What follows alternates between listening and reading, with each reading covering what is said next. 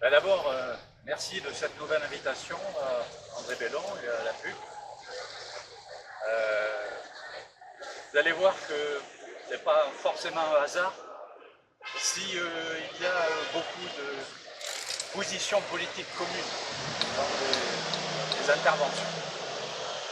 Ici même, le 21 septembre 1792, le lendemain de Valmy, comme ça a déjà été dit, bataille gagnée par les citoyens en armes, une armée de savetiers, comme le relevait Goethe, fut proclamée la première République française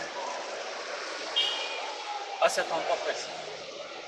232 ans après, où en sommes-nous? Quelle bataille nous faut-il gagner pour éviter ce que les sans-culottes ont empêché, c'est-à-dire la crucifixion de la révolution et de la démocratie sur la voie appienne de la liberté par les nouveaux Brunswick. Car la situation est critique. Nous sommes en pleine crise organique du capitalisme et de son système dit représentatif. Macron vient de planter le dernier clou sur le couvercle du cercueil de la démocratie française. Non content de ne pas admettre sa défaite lors des dernières élections dites européennes, il dissout l'Assemblée nationale à la veille des Jeux olympiques, au demeurant totalement perverti par l'argent et instrumentalisé par le régime. Il perd les législatives du 30 juin et 7 juillet dernier et refuse de nommer Premier ministre la personne désignée par la coalition arrivée en tête par le nombre de députés, violant ainsi une tradition républicaine ancestrale, que l'on soit d'accord ou pas d'ailleurs, avec le programme du fameux NFP, Nouveau Front Populaire. Il va même jusqu'à nommer un quasi-vieillard cacochine, vieux cheval de retour de la droite, arrivé en 4e position, lequel ne parvient même pas jusqu'à aujourd'hui à former un gouvernement qu'on nous promet pour demain, pour ce soir, mais qui sera, tout le monde le sait, un gouvernement des plus réactionnaires où la droite dominera alors qu'elle a été battue aux élections dernières. C'est la manifestation claire que le système représentatif de la Ve République est à son dernier stade de pourrissement. D'ailleurs, comment pourrait-il en être autrement, alors que le traité de Lisbonne, adopté par un congrès félon de 2008, et n'hésita pas d'ailleurs à piétiner la décision populaire du 29 mai 2005, imposa contre la volonté du peuple des institutions supranationales qui mirent la démocratie et toutes les procédures démocratiques hors jeu et les placèrent à l'abri de toute décision populaire.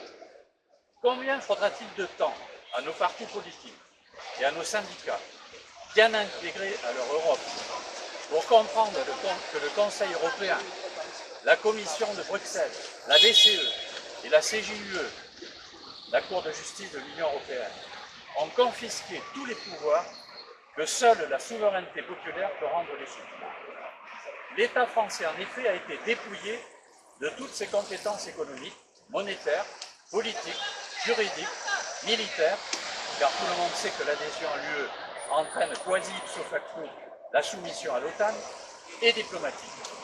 Si bien que l'on peut se demander à quoi peuvent bien servir nos partis politiques actuels, de droite et de gauche, et nos syndicats, eux-mêmes tous adhérents au système européen entre guillemets, ou à la Confédération européenne des syndicats, véritable courroie de transmission du capital multinational.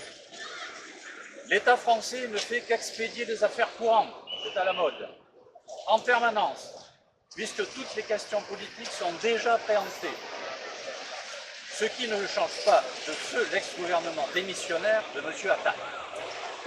Et chacun sait que même si Lucie Castex avait été nommée Première ministre, le soir même de sa nomination, la Troïka mettait en route tout l'arsenal mobilisé en 2015, souvenons-nous-en, contre la Grèce.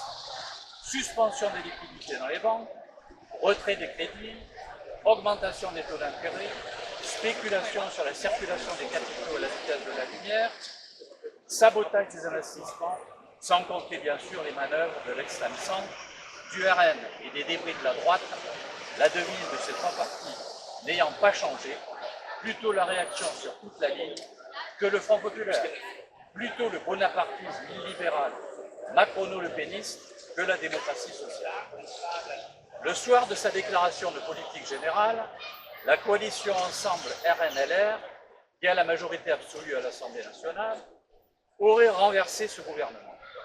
À quoi servit-il donc de clamer que le NPF avait gagné ces élections alors qu'il n'a qu'une majorité relative? Nous sommes donc dans une situation bloquée et personne ne peut dire de quoi demain sera-t-il fait. Personne ne peut dire combien de temps durera le fameux gouvernement parmi.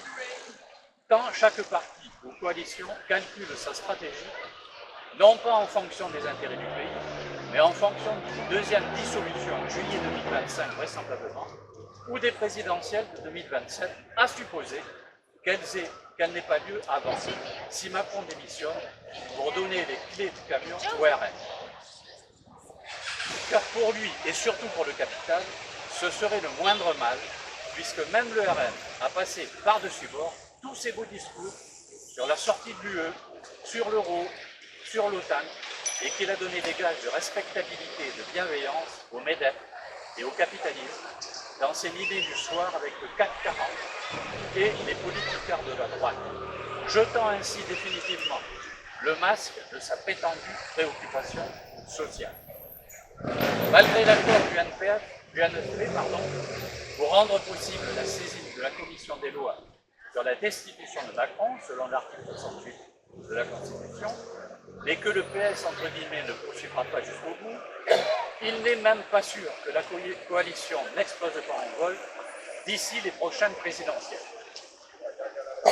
Quelle qu'en soit d'ailleurs la date, car qu'y a-t-il de commun entre un PS depuis longtemps constitué en deuxième droite et une LFI qui prétend promouvoir un populisme de gauche, pataugeant dans le wokisme, l'intersectionnalité, au détriment de la lutte des classes ainsi invisibilisée, et de protagonistes se disputant l'hégémonie à gauche.